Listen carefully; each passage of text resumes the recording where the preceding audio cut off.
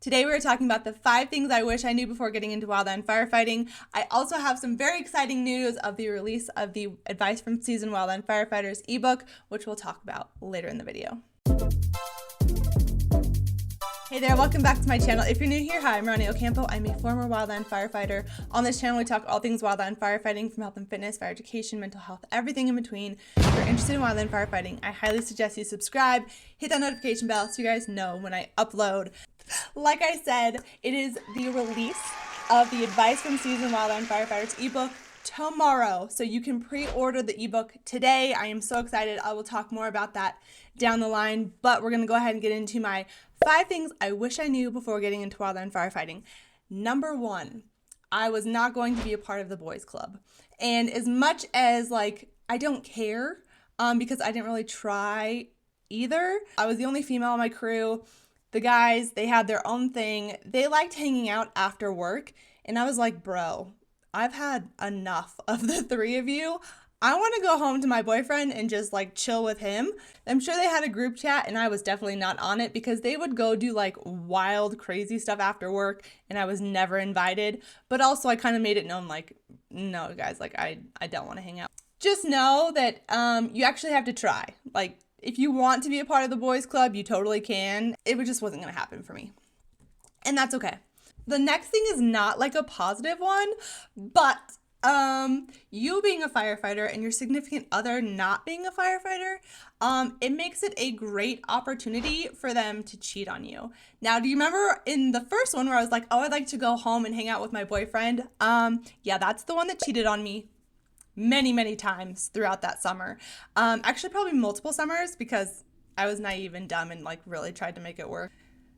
Dumb. I'd be like, hey, I'm heading out to fire, which was his alert to being oh, she's going to be gone for a few days.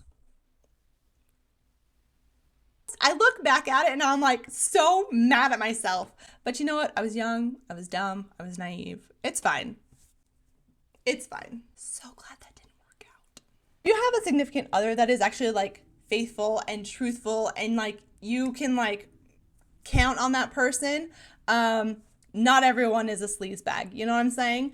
You probably won't get cheated on unless they're an awful person, which this guy was. So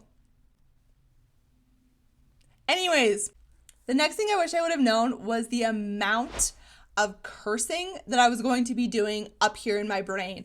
I would have a running conversation of just being so angry because when you're out on a fire and it is day 6, 7, 8, 9, 10 of hiking up that same freaking steep ass hill with all your weight on and you are so sore and you're so tired and I was just so angry in my head of if I have to hike another effing step.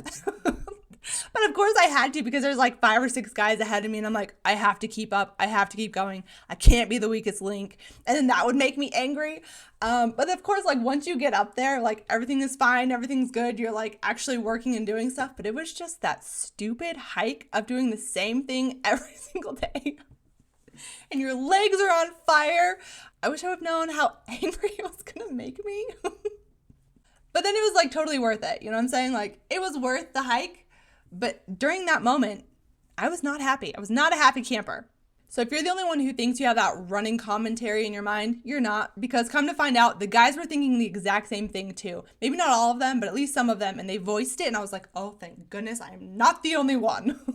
Number 4 is being physically prepared. Now, I was a cheerleader and we competed, so I was in great shape. I was in high school. I had youth on my side, whatever. So I never really worried about being physically prepared. And I know I preach it now, hey, you need to prepare for your pack test. You need to prepare for your fire season. I did not practice what I preach, but now that I'm older and wiser, I 100% will be preparing for my fire season.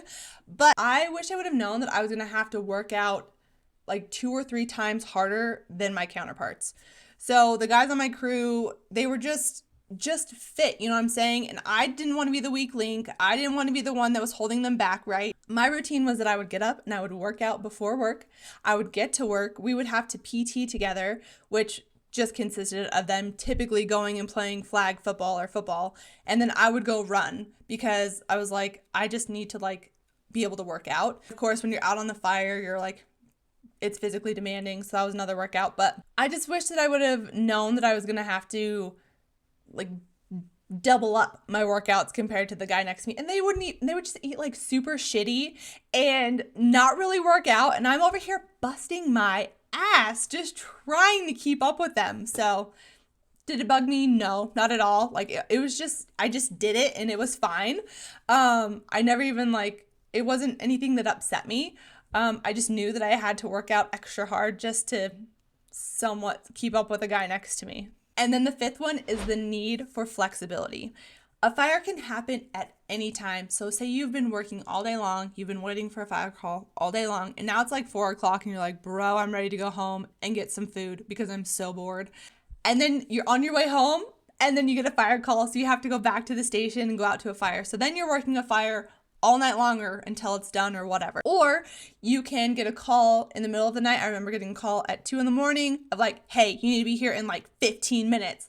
So I'm like, okay, like in the middle of the night trying to get ready. So just know that you are on call. When you're called, you gotta go. Being a single person, I had zero responsibilities. I had no ties to things. Like I didn't have a dog or a cat or anything that I had to take care of. I didn't have a family or a husband. I had that stupid boyfriend, which whatever, we're not gonna talk about him anymore. That's the only thing that I had. So I just would have to tell my dad, because I was living with him at the time, like, hey, I gotta go to a fire. That's like the only responsibility that I had. I think it's gonna be so much harder if you have a family. Do people do it? Yes. But like logistically and just responsibility wise, that is difficult. That is hard. So, but yes, your need for flexibility of like, when you're called, you got to go. You're expected to be there. You got to go. Or even getting called out of state, like, hey, I'm going to be gone for a couple weeks. I'm going out of town. Peace out. But that's also kind of the fun of it. You know what I'm saying? So when I was younger doing it, I thought that was so cool and so fun. Now that I'm older, I'm like, bro, that does not sound fun. So, because you just have to figure so much stuff out. Anyways, those are the 5 things I wish I would have known before getting into wildland firefighting. Would it have changed anything knowing those things? Absolutely not. I still would have done it. I had an amazing time. Do I want to get back into it? Absolutely. Further down the line, I probably will. Right now, probably not. So the reason I wanted to do this specific topic today was because of the release of the ebook of the advice from seasoned wildland firefighters. Over 300 wildland firefighters contributed to this resource. I got permission from all of them to consolidate their advice and put it into this resource for you. It's up on my website. I will have a link down in the description for you. 10% is going to be donated to the Wildland Firefighter Foundation, which is the reason that I wanted to do it as an ebook first. If you guys are interested in getting either like a paperback or a hard copy, please let me know. I can create that. They'll become on Amazon. The reason I didn't want to do that first is because Amazon keeps 60%, and I wanted as much money to be able to go to the Wildland Firefighter Foundation as possible. They help families of firefighters who are lost in the line of duty and also injured firefighters and their families. And a really cool feature on my website is that you're able to name your own price. If you want to add a few bucks onto that ebook, I will make sure that is donated to the Wildland Firefighter Foundation. So it's just another really cool way to be able to give a little extra back to the fire community. I really want as much to be able to go back to the fire community as possible. But if you guys are interested, please DM me. You can comment on this video, let me know, and we can definitely put that up on Amazon so you guys can actually get like a physical book. Not a big deal. So if you pre-order right now, you can get a pre-fire season to-do list as a thank you, or otherwise you can wait for tomorrow, and once you buy it, it'll just get sent to you directly. Either way, I am so excited to be able to finally release this book to you. Hopefully you guys find it very valuable and helpful to you in your fire journey. Hopefully you guys found this video helpful. If so, please give it a thumbs up. Don't forget to subscribe, and I will see you guys in the next one. Bye, guys.